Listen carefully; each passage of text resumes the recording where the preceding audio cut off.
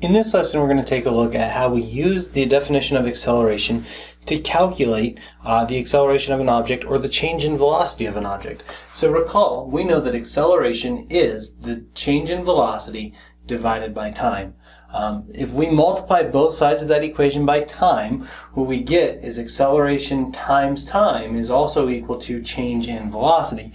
Now remember, change, the delta, is always equal to final minus initial. It doesn't matter if we're talking about delta x, where it's change in position, or delta v, where it's change in velocity. It's always final minus initial. So final position minus initial position, or final velocity minus initial velocity. With these three equations, we can solve lots of different problems, and when we're solving problems, remember, we follow the same method. We write the information we're known, we write the information we want to know, we write the tool, that's the equation that relates those things, and then we actually do the math to solve the problem. And always pay attention to units. If you're looking for a velocity and you get an acceleration, you know you messed up somewhere. So let's take a look at an example problem. Let's say that a jogger speeds up from rest to 4 meters per second in 2 seconds. Find the acceleration. Okay. So when we get a problem, we go through, we read it for information, we pull out that information, and then we can solve the problem. So go through, and if it helps you to underline the information, and be familiar with units. So a jogger speeds up from rest. That's actually a piece of information. It's tricky, but rest, remember, is 0 meters per second. So what I just got is an initial velocity. Initial velocity is 0 meters per second. To 4 meters per second. So now I know what their final velocity is. VF equals 4 meters per second. And that took 2 seconds. So I know how long it took. Time equals 2 seconds. And we're supposed to determine the acceleration. Acceleration question mark. Okay. Now I look at that information and I look at the tools that I have and I figure out how I can get to where I want to be. I'm looking for acceleration. This equation right here is solved for acceleration. So I'm going to go ahead and write that. Acceleration equals change in velocity divided by time. But I don't have the change in velocity. I have an initial and a final velocity. So then I'm going to say, okay, well, in order to use this tool, I need to know change in velocity. Change in velocity is 4 minus 0. Which is 4 meters per second. Okay, so now I have a change in velocity and I can use this tool. So this becomes 4 meters per second divided by my time, which is 2 seconds, and that is 2 meters per second. Kept track of all my units. I have an acceleration of 2 meters per second squared. There I've answered my question. So I started by listing my information. I then used the tools, and since the first tool I didn't quite have enough information, I went to the next tool so I could figure that out, and then I was able to get my acceleration. Okay, so let's look at another problem where we also have to use some information. So let's say a car accelerates from rest at a rate of 5 meters per second for 8 seconds. Determine its final speed. Okay, well, again, let's go through and find the information that we have. So accelerates from rest. That tells me initial velocity. VI equals 0. At a rate of 5 meters per second. Be familiar with units. 5 meters per second is an acceleration.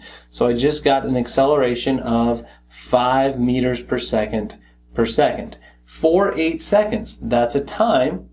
So I know my time is 8 seconds.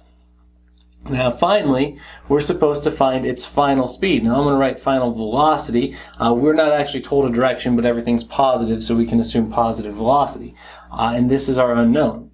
So I want to find a final velocity, but I'm given an acceleration and a time. And the equation that most closely relates acceleration and time with final velocity is this one. Acceleration times time equals change in velocity. So I'm going to use that one. Acceleration times time equals change in velocity. And so 5 times 8 equals 40. Now 40 what? Well, I took 5 meters per second and multiplied it by 8 seconds. That second cancels one of those seconds, and so I'm left with 40 meters per second. So this is a velocity. It's my final velocity. Well, it's the change in velocity. Do I know if it's the final?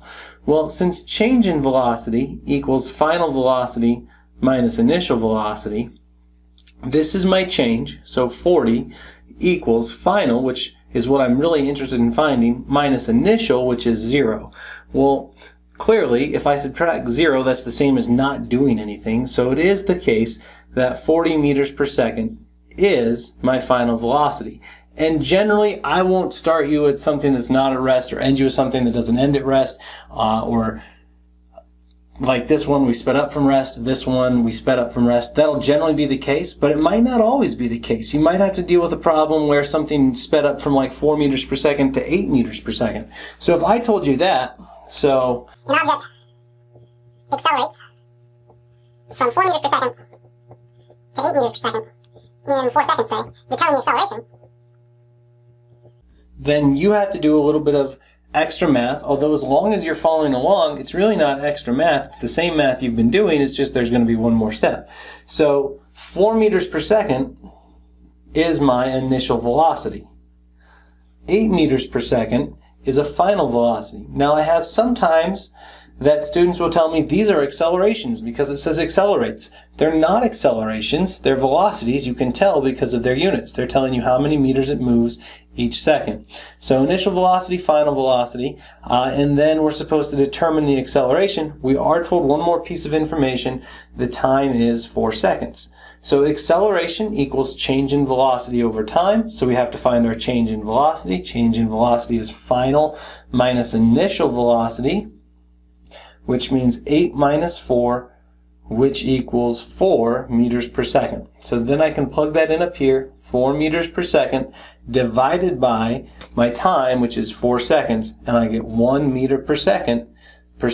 So I can get that acceleration even if I don't start from rest. So always list the information you're given and solve for the information you want, and keep in mind the tools that you have to solve for that information.